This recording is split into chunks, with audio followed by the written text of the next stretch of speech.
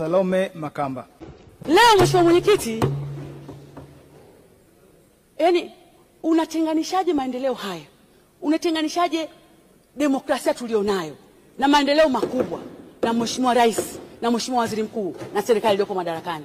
Nitakuwa ni mtu ambaye sina shukrani Mheshimiwa Mwenyekiti.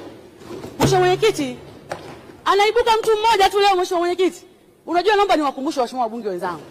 Hii nchi tumeanza uchaguzi wa vyama vingi mwaka 1995. Na mwaka 95 tulikuwa na wabunge wa upinzani 51.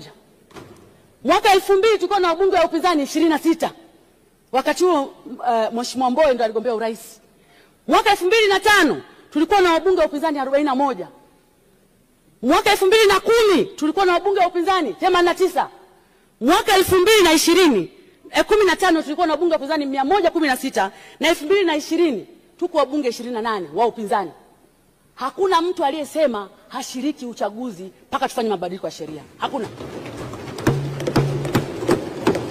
Hakuna mtu aliyethubutu kusema hivyo. Hakuna mtu aliyesema tuingie barabarani tufanye uasi kwenye chaguzi zote. Leo Mheshimiwa Mwenyekiti, kuna mtu mmoja aliyekuwa na tamaa ya urais ameukosa kwa sababu anajua Samia amefanya kazi, anataka kumwaga mboga, anataka kumwaga ugali na maji ya kunawa. Hatuwezi kukubali. Hatuwezi kukubali. Ukweli ni kwamba kwa namna ambavyo mazingira ya uchaguzi yamewekwa, kwa namna ambavyo wameruhusiwa kufanya mikutano ya hadhara, kwa namna ambavyo wametumia vibaya nafasi yao ya kufanya haki ya demokrasia, wamegundua kwamba wakishiriki uchaguzi huu hawapenyi, ndio bana wameweka mpira kwa pani.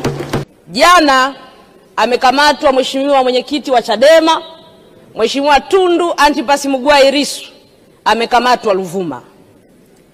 Tungependa serikali, kwa kuwa yule ni kiongozi mkuu wa chama kikuu cha upinzani, taarifa za kukamatwa kwake na sababu ziwekwe hadharani, wa Tanzania wazijue na haki itendeke kama Mtanzania mmoja. Taarifa Mheshimiwa. Taarifa. Asante sana Mheshimiwa Mwenyekiti. Naomba nimpe taarifa Mheshimiwa mdogo wangu Kenan, mbunge wa Nkasi.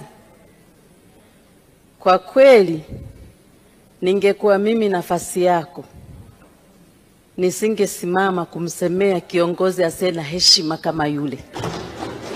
Nisingethubutu. Kiongozi huyo nawe muita wewe ni kiongozi, mimi nimemshangaa. Yaani badala ya kuongea na wananchi mambo ya msingi, ameenda kupeleka matusi na kuwadharau wananchi wa Nyasa kwa kuwasemea matusi ya viongozi wao. Akome kabisa. Taarifa.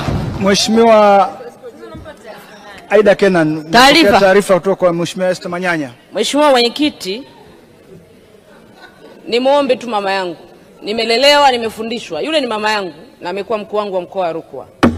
Ni wajibu wangu kama mbunge na nimesimama kuiambia serikali haki itatendeka. Mimi naamini na historia nchi yetu endelee kujengwa ya amani na utulivu. Kama kuna kosa limefanyika liwekwe hadharani kosa lilolifanya na sababu za kukamatwa.